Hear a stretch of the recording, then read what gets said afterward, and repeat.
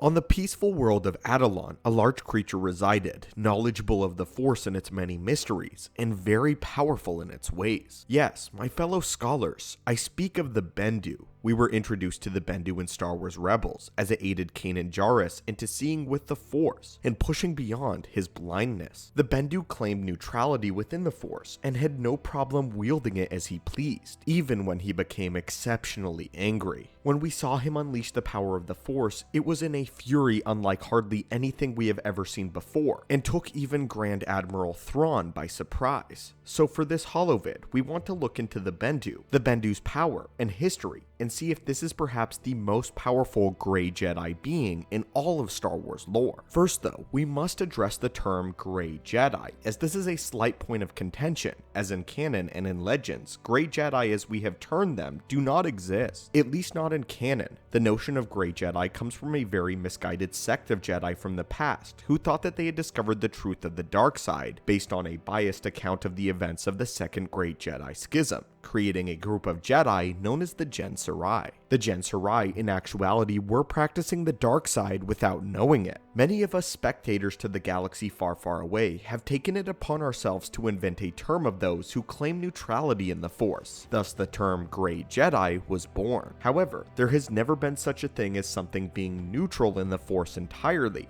There was either a light, dark, or in balance. The Bendu was the first being that we have ever seen overtly state themselves as being a neutral Force wielder, and this is perhaps why it is so powerful. The power they wield is awe-inspiring, and we want to break down what the Bendu is, and also look into its claim of neutrality, and see if that actually holds any weight at all, and is actually true. Before we begin though, I have noticed that many of you who have been using the data terminals in our archives have not yet subscribed, so if you'd like to enroll in our academy, where we explore the secrets and mysteries of the galaxy every day, be sure to force crush that subscribe button. Hurry, because the last transport to Adelon is leaving now. A being of ancient times, the Bendu rested on a peaceful world that sat far out of the way in the Outer Rim, undisturbed and lacking in any sort of resources that would make it of interest to any other system. Adelon was a world very rich in one resource, that being the Force itself. This, plus its seclusion, made it the perfect nesting ground for the beast that we now know as the Bendu to ultimately settle. Over many years in deep study and meditation,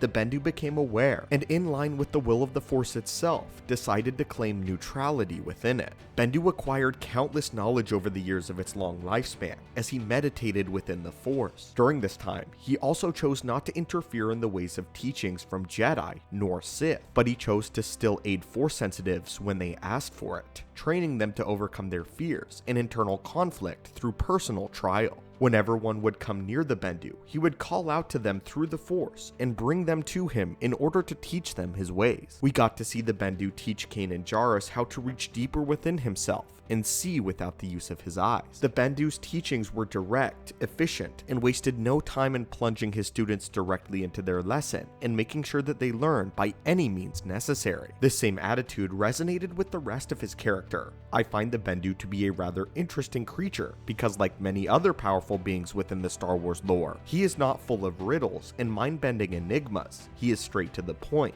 already setting him apart from other powerful Force entities. The Bendu is very upfront with exactly what he wants and presents himself honestly to those who he operates to within the Force. I believe this may be because of his very long lifespan. He has had countless years to explore the mysteries of the Force and to unravel them. Perhaps after spending so long in the labyrinth that is the living Force itself, he would rather help his students to know exactly what they need when they needed it, rather than speak in riddles. A kind gesture that is rare among other masters of the Force. I think it is very much underappreciated, this aspect of the Bendu's character, and why he is in fact one of the greatest teachers in all of Star Wars. With his idea of being neutral in the Force, he has turned himself into something far greater than just whatever his species is. He has achieved near godhood, the balance that the Jedi seek so vehemently. The power of the Bendu cannot be understood or understated, as we watched him turn himself into a literal violent storm and decimate the rebellion and the empire of his planet indiscriminately. Even when he was temporarily wounded when Thrawn shot him down, he still simply vanished through the Force. It is unknown whether or not he died in this moment and became one with the Force, or if he simply reappeared somewhere else deep within the galaxy. We currently have no information on where the Bendu came from, nor his origins, other than his name of course. Putting two and two together, it would not be a far stretch at least to say that he is the last remaining member of the Dai Bendu in the pre-hyperspace era in the Star Wars galaxy, making him one of the oldest beings in Star Wars lore. This aligns with several things that we know about the Bendu. We know that he is ancient, and we know that he has obtained balance in the Force, and that despite his claim of neutrality and seclusion, he is still entirely open and willing to aid other Force sensitives along their journeys. If you want more information on the Dai Bendu, I highly recommend checking out our video on where the Jedi truly came from. A quick recap though, the Dai Bendu were a religious sect of Force sensitives that predated the Jedi Order. The group was one of many Force sages of the day that were called to the world of Tython by the Tho Yor. However, they were the most advanced, and soon-to-be Jedi Order would take after their language and the principles of the Dai Bendu. The Dai Bendu were essentially the Jedi before the first official Jedi. The Dai Bendu were the first primordial Jedi that we have been able to trace to, which would make the Bendu himself make a lot more sense if he had been affiliated with them somehow, going along with his name. We know that the Dai Bendu were humanoid, which means that Bendu, the beast, must have been a sentient race that existed on their planet, or he could have met them when they landed on Tython, which in itself is a planet rich in the Force and full of sentient life, meaning this could actually be the Bendu's home world. We have our string here though, so what exactly do we know about this rabbit hole, and how far does our theory go? Let's say that the Bendu is a native to the planet of Tython. This would also make sense as the planet had to stay in a perpetual balance within the Force. If the world's denizens tips too far to the light or the dark, Tython would be plagued by extremely violent Force storms until balance was again restored. Perhaps you see where I am going with this. Perhaps Bendu learned basics from the Dai Bendu, as well as some of their principles of peace, and admired them enough to take his own name after them. He would have learned balance just by simply existing on Tython, but he ended up mastering the nature of the planet itself, to the point where he is able to essentially become an extension of the world of Tython. This would also explain how he requires to stay in balance lest he begin to use his power to become a violent storm, just as the world of Tython did. So with our theories out of the way, I want to conclude by discussing the Bendu's claim of neutrality.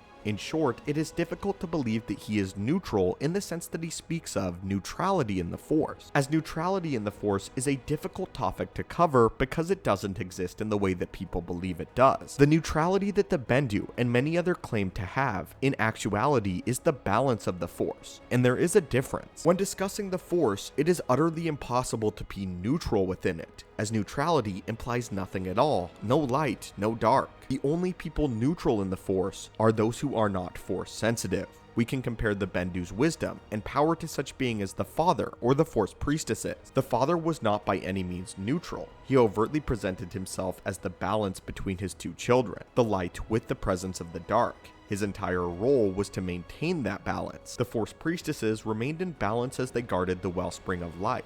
Many speculate Qui-Gon Jinn to have been neutral, but in fact he was neither. Qui-Gon obtained balance because he staunchly adhered to the will of the living Force almost exclusively. So why does this matter? Because there is no neutral area of the Force, no third side of things. There is, however, a precarious center point that the Bendu and many others have found, a place between the light and the dark, yet still a part of them. Now then, why would the Bendu claim neutrality in the Force if this isn't true? What I think he meant by being neutral was that he was in the center point of the conflict between the dark and the light side. The Jedi and Sith swing so far in their respective views of the Force that the Bendu is likely neutral in their battles, balanced in the Force, neutral in the conflict. That is the bottom line. We see that he is able to use this balance to his favor, as he can dip into the light and dark sides of the Force at will, whether it is viewing one's emotions, enjoying the peace, and becoming one with the Force, or if it is becoming a violent storm, and even opening a Sith holocron with no issues at all.